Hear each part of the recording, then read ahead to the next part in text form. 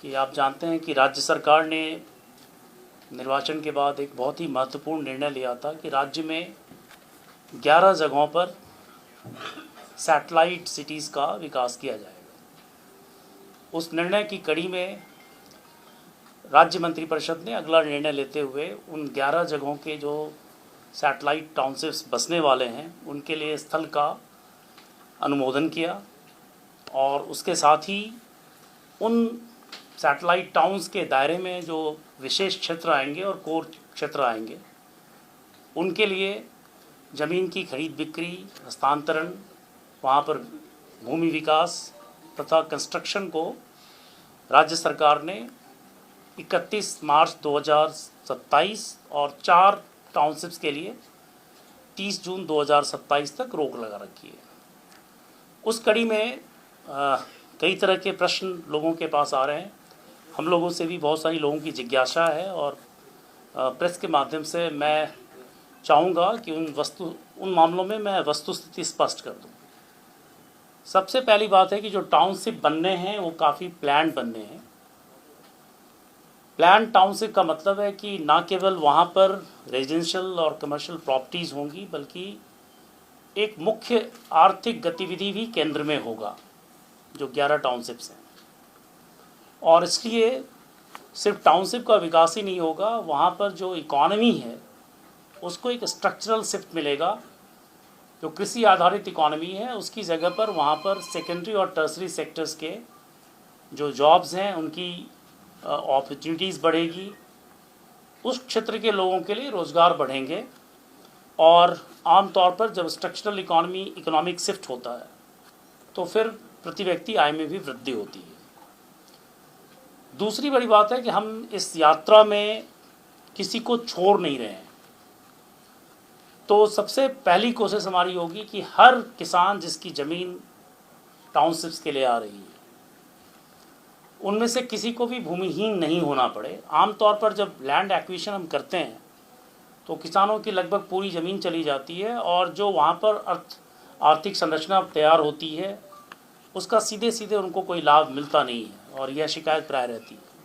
हम नए टाउनशिप्स का विकास लैंड पूलिंग के माध्यम से मोस्टली करना चाहते हैं। आप जानते हैं कि बिहार में जो BUPD एक्ट है उसके तहत टाउन प्लानिंग स्कीम लागू करने का प्रावधान है। तो टाउन प्लानिंग स्कीम का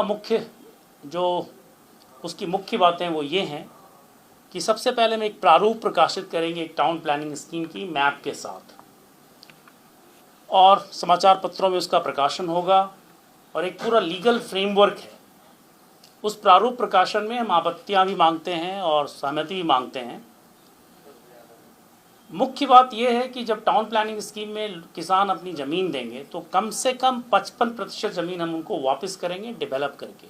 अभी क्या हो रहा है कि जो गांव या शहर बसते हैं बेतरतीब बसते हैं, तो किसी को सड़क मिलती है किसी को नहीं मिलती, कहीं तक बिजली का खंभा जाता कहीं नहीं जाता, कहीं नाली बनती कहीं नहीं बनती है।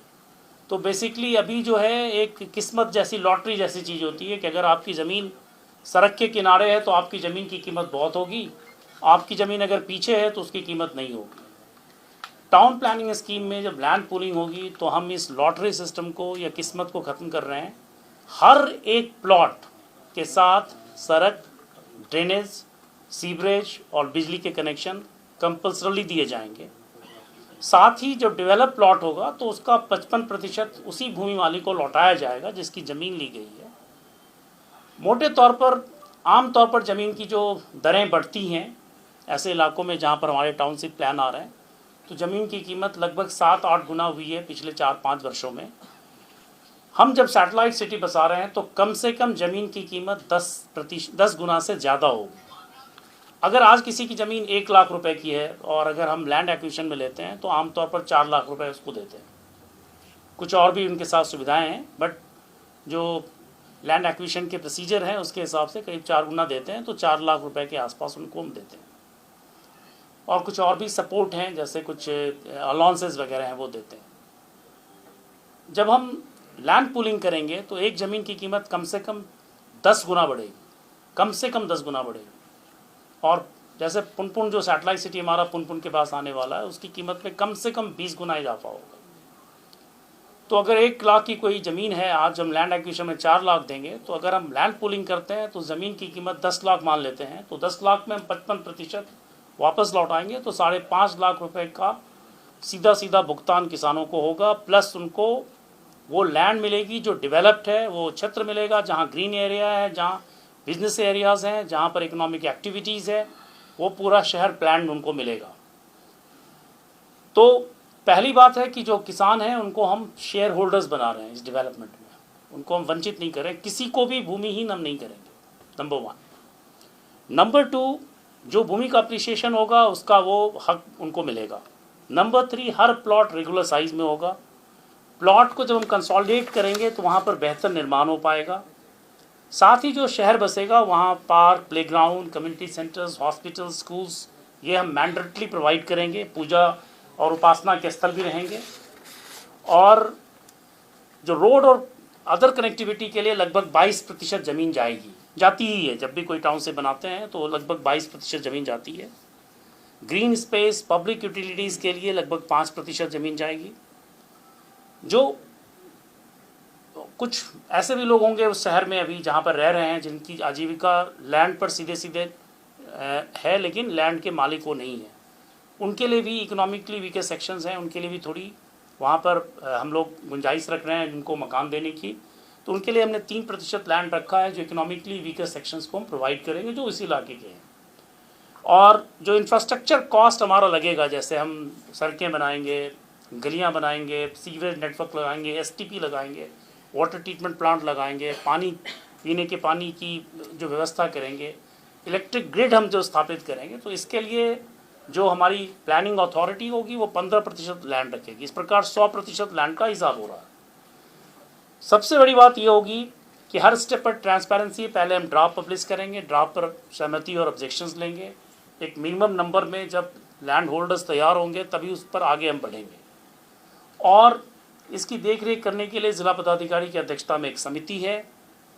इसमें एक लीगल फ्रेमवर्क है, एक ट्राइब्यूनल होगा। अगर उस किसी को किसी प्रकार का विवाद होता है या कोई शिकायत रह जाती है तो ट्राइब्यूनल है, उसके बाद एक अपील का सिस्टम है। तो ये पूरी की पूरी व्यवस्था लीगल फ्रेमवर्क में। ऐसा नहीं है कि हम कुछ भी करने जा रहे हैं और लोगों को पता नहीं हो। समाचार पत्रों में इसका पूरा प्रकाशन होगा, लैंड का डिटेल, लैंड देने वालों का डिटेल, सब कुछ होगा। जो हम इंफ्रास्ट्रक्चर बनाएंगे उसमें उनका समूह का जो भूमि धारक होंगे उनका समूह हम बनाएंगे और उनके साथ बैठकर हम प्लान करेंगे कि किस तरह से वहाँ पर इंफ्रास्ट्रक्चर डेवलप हो। तो ये बुनियादी तौर पर हमारी लैंड पूलिंग का मॉडल है। दूसरा मॉडल है कि अगर किसी के पास ज़मीन कम हो या लैंड पूलिंग में हमारा साथ नहीं देना चाहते हैं तो वैसी सूरत में हम उनके साथ निगोशिएटेड परचेज़ करेंगे। उनके साथ आपसी बातचीत से हम बाज़ार दर पर उनको जो मूल्य है ज़मीन की वो देंगे और प्लस इंसेंटिव में उनको हम लोग TDR देंगे, ट्रांसफ़र ऑफ डेवलपमेंट राइट्स बोलते हैं। उनकी जितनी ज़मीन जाएगी इंफ्रास्ट्रक्चर में या किसी पब्लिक फंक्शन के लिए उतनी ज़मीन के मूल्य के बराबर उनको हम ट्रांसफ़र ऑफ डेवलपमेंट राइट्स देंगे। ये TDR बहुत तेज़ी से बिकते हैं। जो बिल्डर्स होते हैं, कंस्ट्रक्शन कंपनीज होती हैं या उन्हीं का अपना घर वो बना रहे हैं, तो उस TDR से एक्स्ट्रा स्पेस FAR एक्स्ट्रा उनका बढ़ जाता है और ये काफ़ी वैल्यूबल इंस्ट्रूमेंट है अर्बन प्लानिंग में। तो हम उनको जो ट्रेडेबल TDR देंगे, ट्रांसफर ऑफ डेवलपमेंट राइट्स, ताकि उनको फिर जो भूमि एक्विजिशन में 4 गुना मिलता है उससे ज़्यादा उनको मिले। हमारी कोशिश होगी कि किसी भी भूमि धारक को कम से कम उनकी ज़मीन जो हम ले रहे हैं उसका 5 गुना और भू अर्जन की तुलना में ज़्यादा ये उनको उपलब्ध हो और हमारे पूरे हिस्से में वो साथ रहें। उनका संगठन हमारे साथ रहेगा, किसानों का पूरी व्यवस्था पारदर्शी रहेगी और ये कोलैबोरेटिव एफर्ट है। ऐसा नहीं है कि कोई बुलडोज कर रहे हैं, हम लोग जो कर रहे हैं उस इलाके के लिए कर रहे हैं। उस इलाके में जब प्लान्ड अर्बन ग्रोथ होगा तो वहाँ के जनरेशन्स के लिए उसका फ़ायदा आएगा, उसकी इकॉनमी में ग्रोथ आएगी। और जो प्राइमरी सेक्टर की इकॉनमी है खेती की बेसिकली, सेकेंडरी और tertiary sector, manufacturing, services sector, इसके अलावा राज्य सरकार ने हर 11 टाउनशिप के लिए कुछ ना कुछ सोच रखा है। कहीं पर एयरपोर्ट्स आ रहे हैं, कहीं पर फिल्म सिटी आ रही है, कहीं पर इंडस्ट्रियल पार्क्स आ रहे हैं। तो हर जगह कुछ ना कुछ सोचा हुआ जो उसको एंकर करेगा, जहाँ पर वो इन्वेस्टमेंट आएगा, ये हम उसकी गारंटी देना चाहते हैं। इसलिए उस टाउनशिप के साथ एक मेजर इकोनॉमिक सेंटर हम एंकर कर रहे हैं। तो काफ़ी विस्तार से इस पर काम कर रहे हैं। राज्य सरकार में काफ़ी सोच विचार चल रहा है, काफ़ी एक्सटेंसिव कंसल्टेशन हम लोग कर रहे हैं। इसमें हमारे साथ वर्ल्ड बैंक की टीम है, जो देश के जाने माने विशेषज्ञ हैं, और यूनिवर्सिटीज़ काम कर रही हैं, एकेडमिक्स हैं, प्लस जो स्पेशलिस्ट हैं उनका भी सहयोग हम ले रहे हैं। और आपको बताऊं, कई शहरों में जब भूमि वापस करते हैं डेवलपमेंट के बाद, तो कहीं 25% करते हैं, कहीं 40% करते हैं। हम लोगों ने मिनिमम 55% रखा है, और इसलिए रखा है कि किसी को ये फील नहीं हो कि हमने उसको नुकसान पहुंचाया। इनफैक्ट मैं बताना चाहता हूं कि अभी जिनके पास ज़मीन है, किसानों के पास, अभी जो हमने फ्रीज लगाई है, राज्य सरकार ने खरीद बिक्री पर रोक लगाई, ये उनके हित में है, ताकि उनकी ज़मीन औने पौने दाम पर कोई खरीदे नहीं, और हमारे लिए डेवलपमेंट मुश्किल हो जाएगा कि जितने ज़्यादा ट्रांसफर्स ट्रांजैक्शंस होंगे, हमारे लिए वो डेवलपमेंट मुश्किल होगा। आप जानते हैं, कंस्ट्रक्शन शुरू होता है बेतरतीब और कोई प्लानिंग नहीं होती है, फिर वो शहर नरक बन जाता है, और हम लोग इसको अच्छी तरह जानते हैं। तो अब समय आया है कि बिहार में एक ऐसी व्यवस्था हो कि प्लान्ड और बिल्कुल सिस्टमैटिकली हम शहरों का विकास करें। जो टाउनशिप्स में आएँ उनके साथ इकोनॉमिक एंकरिंग हो, ताकि वहाँ रोजगार सृजन हो, और जो आर्थिक अर्थव्यवस्था है वहाँ की, जो स्थानीय अर्थव्यवस्था है, उस अर्थव्यवस्था को बल मिले। तो इस पूरी बुनियादी सोच के साथ ये आई है, और काफ़ी सोच विचार कर हम लोग इसमें कदम बढ़ा रहे हैं। राज्य सरकार की तरफ से मैं आश्वस्त करूँगा कि इसमें पूरी ट्रांसपेरेंसी होगी, फेयरनेस होगा, किसी प्रकार की इंजस्टिस किसी साथ नहीं होगी। हम कुछ भी करेंगे वो लीगली साउंड फ्रेमवर्क में करेंगे। और इसलिए आप देख रहे होंगे कि हम लोगों ने पहले राज्य मंत्रिपरिषद का पहला निर्णय था कि 11 सैटेलाइट सिटीज़ बसाएंगे। उसके बाद हम लोगों ने काफ़ी एक्सटेंसिव रिसर्च के बाद ऐसे एरियाज़ को चुना है जहाँ फ्लड की शिकायत कम से कम हो, खुली हुई जगह उपलब्ध हो, जहाँ पर अभी वहाँ के जो निकटवर्ती शहर हैं वहाँ से जाने में आधे घंटे का टाइम हो। जो राष्ट्रीय बहुत सारी परियोजनाएं आ रही हैं, हाई स्पीड कॉरिडोर्स की, एक्सेस कंट्रोल हाईवेज़ की, एक्सप्रेसवेज की, उसको हम लीवरेज करें। साथ ही जो राज्य सरकार की अपनी योजनाएं हैं उसको भी हम लोग लीवरेज करें, और उसको इस तरह से हम बनाएं कि हर एक सैटेलाइट सिटी के साथ एक मजबूत आर्थिक बुनियाद हो।